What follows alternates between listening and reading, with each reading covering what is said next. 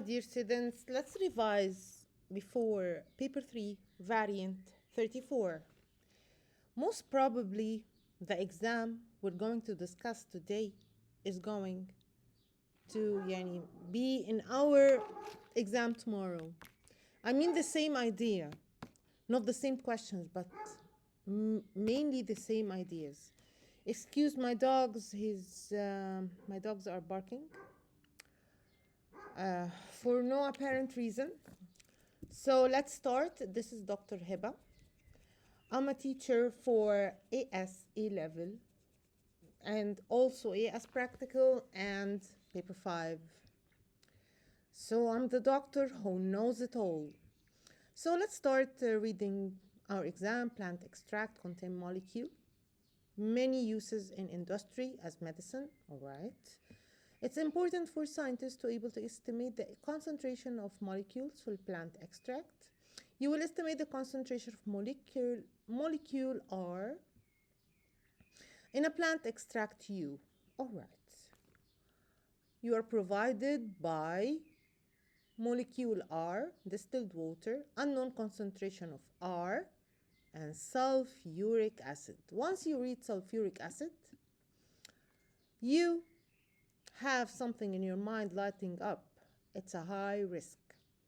It's an irritant. It causes every bad thing you can ever imagine of.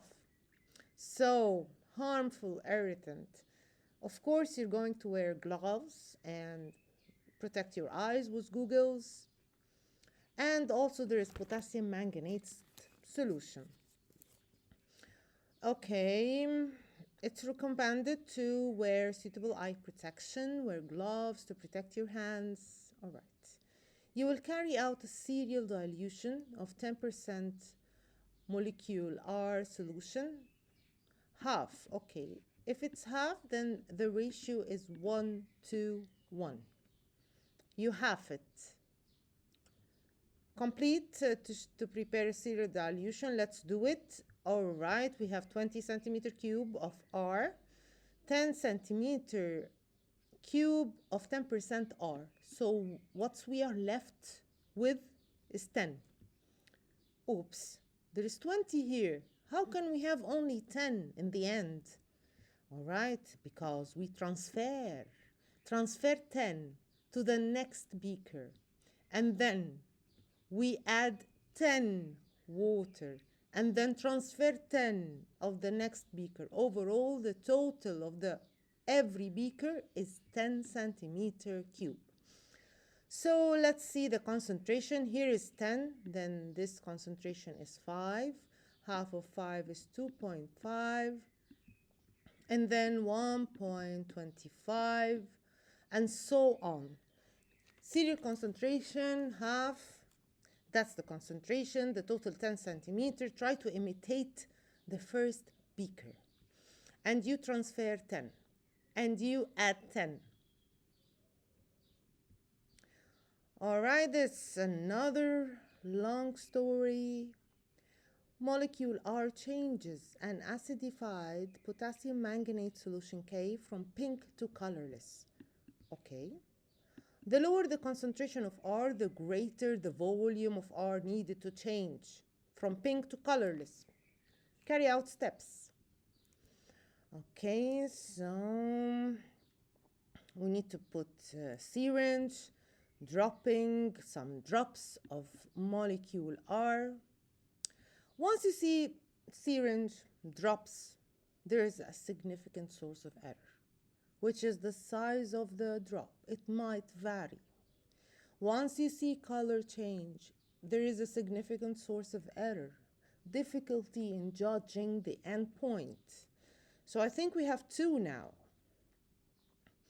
Okay, still he's explaining more. Mix well, stays pink. Step 8, repeat steps 8 and 9. Repeat. Record your results in an appropriate table. You should draw your table with a ruler and a pencil. Heading containing the units. You don't write the units in the cells, only the headings. So what are we changing? We are changing the concentration and what we are measuring. Let's see, you will be counting. We are measuring the number of drops. Let's see the mark scheme. How did he draw the table? Heading for independent percentage concentration of molecule R. No units in the body of the table. Heading dependent number of drops. We should write all our concentration and we should record the number of drops in whole numbers. There is nothing called a 1 drop and a half. Whole numbers. Seconds in whole numbers and numbers of drops also whole number. And if you're taking paper 5 A level, what type of data is this? It's discrete type of data. Let's see the other question. So we can take 5 marks easily. State 2 significant sources of error. I told you, drop size and difficulty in judging the endpoint from pink to colorless. Let's see. 2 drop size, difficult to judge the endpoint. Suggest how you could improve the procedure to reduce one of the errors you stated. So you should improve one error you stated. If it's the drop size, we can use volume, a known volume. If you write the color change, difficulty in ending in the endpoint, you can use the colorimeter. Just remember, colorimeter is used for liquids and is not used in a boiling liquid, not while we are boiling a liquid to see the endpoint. Repeat, record your results. There is unknown, so we see how it goes, and then he has a scale. We need to put our concentration in this scale. So this is 5, this is 2.5, and this is 1.25, and then 0.625. Then we mark the U on the scale. Unfortunately, most of the students do not mark the U and they lose 1 mark. You cannot lose 1 mark. You should get all the marks. Then we have a table, graph. All right, plant extract. Let's read the story. Student investigated concentration of molecule R. The student added fixed volume of potassium manganate and timed how long it took to reach the endpoint. When you see a categoric data, B, C, D, E, F, this is category, this is nominal, this is not with units, but here we have a unit. This type of data is continuous. So of course we're going to represent this data by bar charts. So you write the x-axis, the categoric, just the names, and you write the y-axis, the time per second. Don't forget the units. Then you construct your bar chart. You make it nice, neat, and fixed spaces between each bar.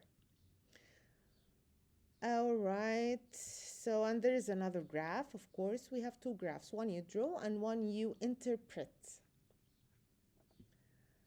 The scientists tested this. They have plant extract that might have an antibiotic. They got an agar. They put the plant extract in wells. And they measured the inhibition area. Okay.